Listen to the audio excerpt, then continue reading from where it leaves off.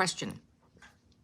I've been having this conversation with my, I would say, more introverted, pragmatic, what I would call low maintenance female friends.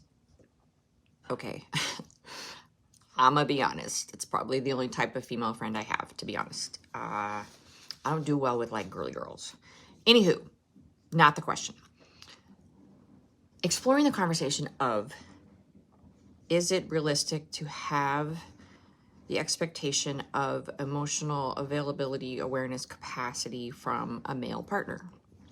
And I really want to be clear that I don't mean this in a negative way, that men aren't capable of any of those things, because obviously they are. These are things they can learn. Even a sociopath can learn emotional awareness.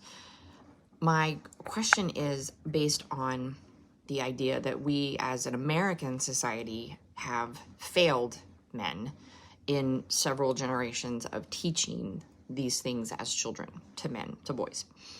And so I guess I would broadly classify that in like what, like the boomer gen, the Gen X, maybe millennials, maybe older millennials. I think we have started to do better in younger generations, being better at teaching these things at younger ages. So as a pragmatic, I have this idea of I want to have realistic expectations from a potential partner, right? And I personally believe that my happiness does not come from my relationships.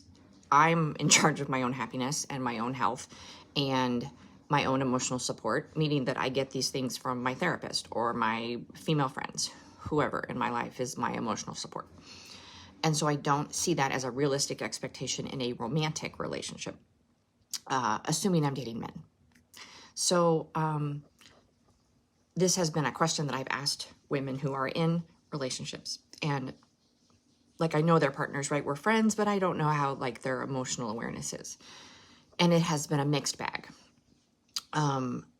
So I think I might tag some people who have larger audiences than I to ask this question, because I really would like some honest discourse on it, if that's possible.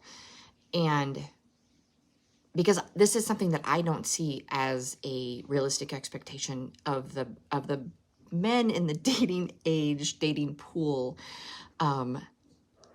above 35, below 60, that I would potentially go on a date with. I don't see this as a realistic expectation from them. I'm not saying it, again, I'm not saying they couldn't learn it. I'm not saying they couldn't go to therapy, and these are things that they could learn, but I really believe in accepting people for who they are the day you meet them.